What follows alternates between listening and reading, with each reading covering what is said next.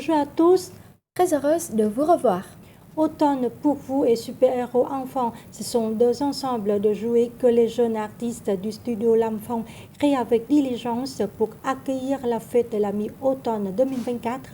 Allons dans le focus de cette semaine à la rencontre des artistes du studio L'Enfant pour admirer les cadeaux spéciaux destinés aux enfants lors de la fête de la mi-automne. Mais tout d'abord, place à l'actualité de la semaine.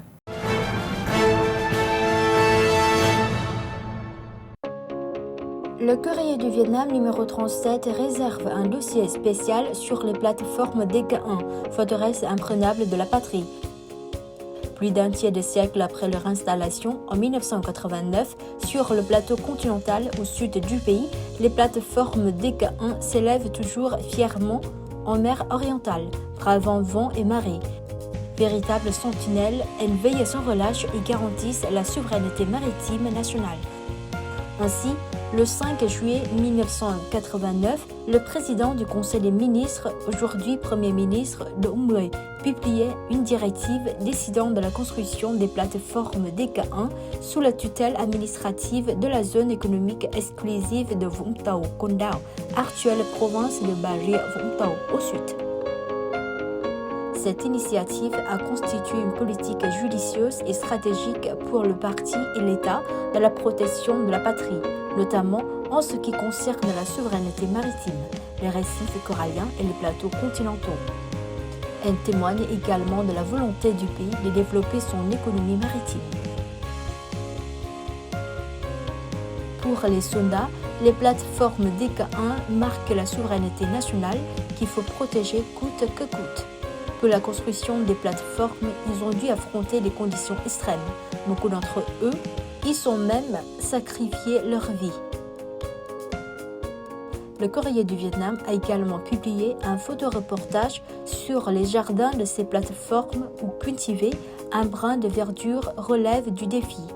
Les conditions climatiques extrêmes et la chaleur implacable mettent à rude épreuve ces jardins flottants. Malgré les obstacles, les soldats persévèrent, arrosant le plan avec une eau rare et les protégeant des éléments déchaînés. Après des années de culture expérimentale, ils ont réussi à planter des herbes aromatiques, des légumes et même du piment. Les articles en intégralité sont disponibles dans le Courrier du Vietnam numéro 37 et sur le site web lecourrier.vn.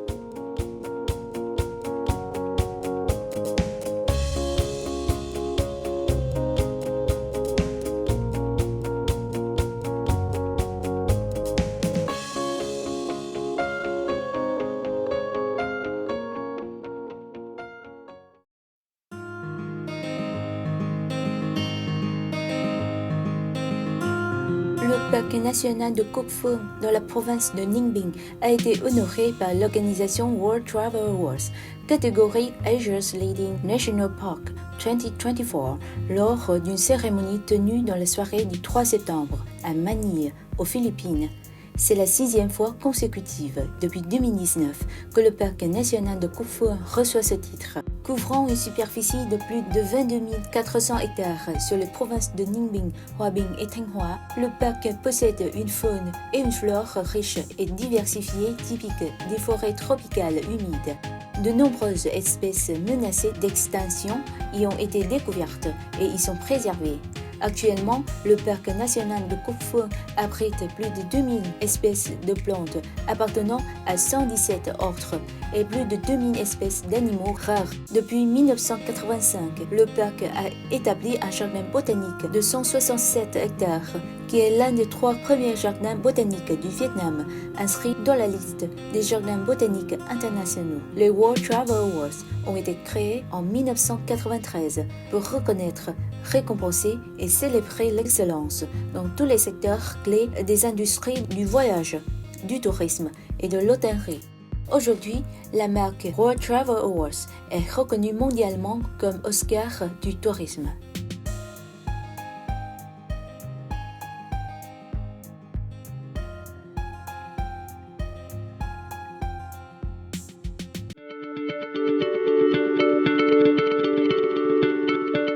Pendant les congés de la fête nationale du 31 août au 3 septembre, environ 3 millions de touristes ont été recensés, soit une croissance de 20% sur un an, selon l'Autorité nationale du tourisme. Durant cette période, le nombre de touristes étrangers visitant les destinations phares du pays a augmenté, un signe optimiste pour le secteur touristique national. Les visiteurs internationaux proviennent en majorité de la République de Corée, de Chine, de Taïwan, de Chine, d'Inde, d'Europe et des États-Unis, avec une durée moyenne de séjour de 4 à 5 jours. Parmi les localités les plus prisées, Da Nang arrive en tête avec 91 000 visiteurs, suivi de Hanoï, Khánh Hòa, Ho Chi Minh Ville, Bà Rịa Vũng Tàu, Thừa Thiên Huế, Kiên Giang et Lào Cai. Grâce à des conditions climatiques favorables à travers tout le pays, le revenu total généré par le secteur du tourisme dans ces localités a augmenté par rapport à la même période en 2023. Afin de satisfaire la demande en visite et en séjour, les autorités locales, en collaboration avec des entreprises et des prestataires de services touristiques, ont mis en place de nouveaux produits touristiques. De nombreux événements culturels et artistiques ont également été organisés, accompagnés de programmes promotionnels, attirant ainsi davantage de visiteurs et augmentant leurs dépenses, ainsi que la durée de leur séjour. Ces dernières années, le Vietnam est devenu une destination incontournable pour les groupes de touristes internationaux, souvent composés d'un grand nombre de participants. Par exemple, à la fin du mois d'août dernier, un groupe de 4500 personnes de la société pharmaceutique indienne Sun Pharma, répartis ainsi à 7 groupes, s'est rendu au Vietnam. Ils ont séjourné dans des hôtels 4 et 5 étoiles et ont formulé des demandes spécifiques concernant des repas conformes à leurs pratiques religieuses. L'Inde constitue l'un des principaux marchés touristiques potentiels pour le Vietnam. Il est certain que ce marché prometteur aura un impact significatif sur le tourisme vietnamien. À l'avenir, les services destinés aux visiteurs indiens au Vietnam devraient se développer, créant des opportunités et des expériences uniques et renforçant ainsi les liens entre les deux pays.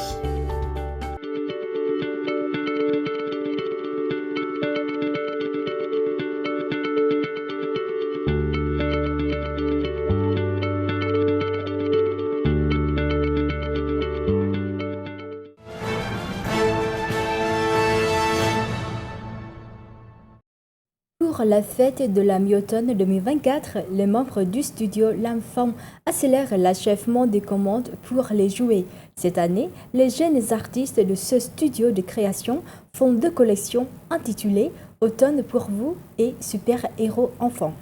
Ces 2 ensembles de jouets apportent une histoire que les jeunes artistes veulent raconter aux enfants d'aujourd'hui. Ce sera un cadeau charmant et significatif que ces artistes de la génération Z offriront aux enfants lors de la fête de la mi-automne 2024. Des petites têtes de licornes amusantes, des enfants mignons portant des foulards rouges et des gâteaux de lune.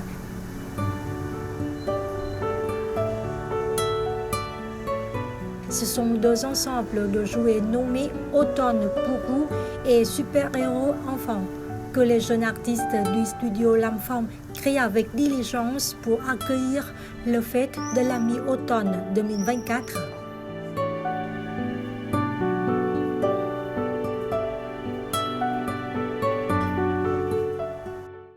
Đồ chơi Trung thu dân gian thì có rất nhiều các cái sản phẩm khác nhau từ xưa đến giờ. Les jouets traditionnels de la fête de la mi-automne comprennent des lanternes et masques traditionnels en papier mâché, des lanternes en forme d'étoile, des fonds, statuettes en terre, des tahés, figurines en pâte de régluants colorés. Mais les jeunes artistes du studio Lam Phong ont pensé à des images typiquement vietnamiennes, comme des enfants vietnamiens portant des foulards rouges, des gâteaux de lune et de petites têtes de licorne. La fête de la mi-automne, 15e jour du 8e mois lunaire, est la journée des enfants et exprime également le fait que les enfants sont toujours aimés des adultes, s'amusent et découvrent la culture traditionnelle. Nous avons choisi de créer des images d'enfants vietnamiens modernes pour cette fête.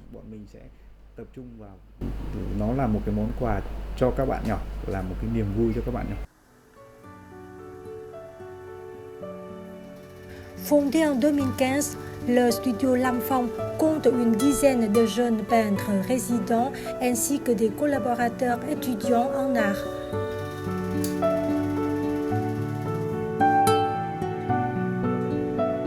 Lê Huy, le fondateur, a déclaré que lui et ses collaborateurs voulaient apporter de nouvelles choses à la vie et à la communauté des créatifs, en particulier artisanale.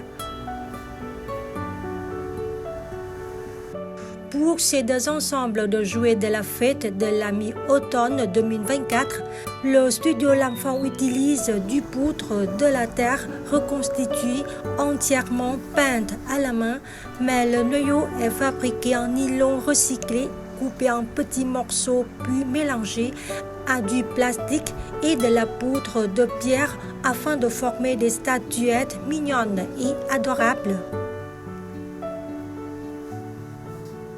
C'est le résultat des découvertes expérimentales de ces jeunes artistes désireux d'utiliser des matériaux recyclés combinés à des lacs traditionnels en surface pour créer des produits qui sont non seulement beaux et soignés dans leur forme, mais qui portent également des valeurs durables et des messages de protection de l'environnement.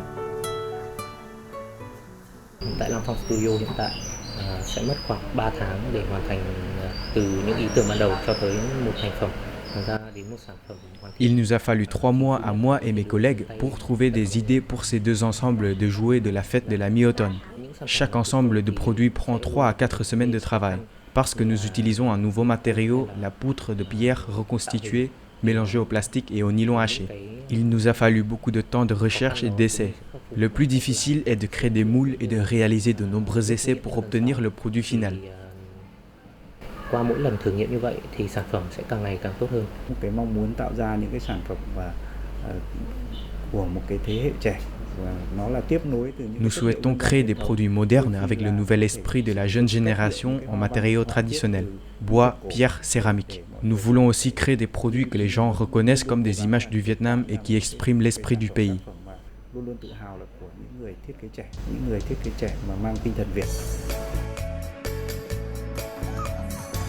La fête de la mi-automne dégage toujours une atmosphère magique et féerique. C'est l'occasion pour les familles de se réunir, pour les enfants de porter des lanternes, de recevoir des cadeaux exposés dans le plateau aux 5 fruits et des gâteaux. C'est aussi pour les agriculteurs le moment de prier pour une météo clémente et de bonnes récoltes. C'est une fête de la pleine lune avec des gâteaux de lune, bánh nướng et bánh dẻo et le son des tambours. Tout cela crée une atmosphère festive, chatoyante qui est profondément gravée dans les souvenirs d'enfance de nombreuses générations.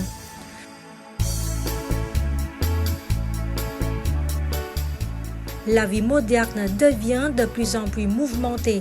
Les jouets faits à la main pour la fête de la mi-automne sont de moins en moins nombreux.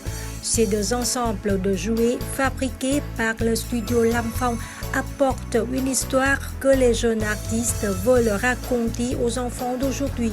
Ce sera un cadeau charmant et significatif que les artistes de la génération Z offriront aux enfants lors de la fête de la mi-automne 2024.